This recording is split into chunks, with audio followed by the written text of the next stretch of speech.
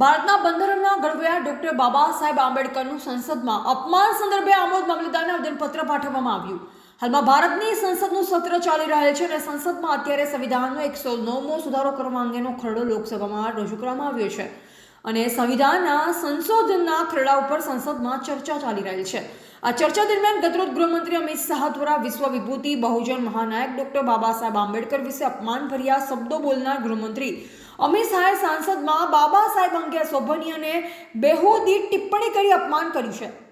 Doctor Baba Saheb Ambedkar ભારતની તમામ જાતિ ધર્મની જનતાની મનમાં સંપૂર્ણ સ્થાન ધરાવતા રાષ્ટ્રીય આદર્શ છે। કરોડો દલિતો વંચિતોને આવડછેટના સદીઓથી જૂના અભિશાપથી મુક્તિ મળી હોવાથી ડોક્ટર બાબા સાહેબ આંબેડકરને દેશ તો દલિત સમાજ ભગવાન જ માને છે।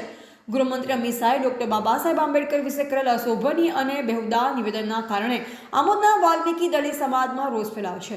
બાબા સાહેબ વિશે અપમાનજનક ભાષણ કરવા બદલ અમિત શાહ દેશના દલિત સમાજની માફી માંગી અને પોતાના પદ પરથી રાજીનામું આપે તેવી આમોદ મામલતદારશ્રીને દલિત સમાજના આગેવાન હીરાભાઈ સોલંકી, કનુભાઈ સોલંકી, કેતન મકવાણા, નરેશ પંડ્યા, ભરતભાઈ પરમાર સહિત આવેદનપત્ર આપી રજૂઆત કરવામાં આવેલ છે।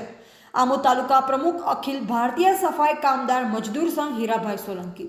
બંધારણના ઘડવૈયા ડૉક્ટર બાબા સાહેબ આંબેડકરનું સંસદમાં ગઈ તારીખ 19/12/2024ના રોજ જે સત્ર ચાલતું હતું તે સમયે દેશના અને એવા ભૂતપૂર્વ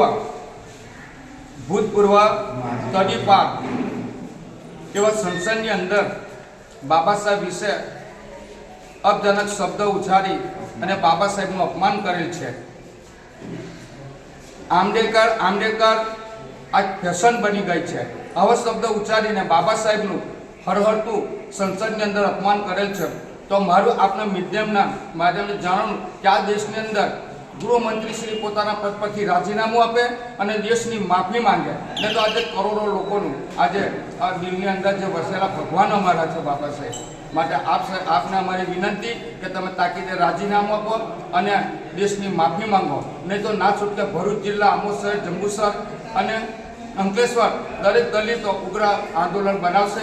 એમાં મિલમત કંઈ છે નથી। જય ભીમ, જય ભારત।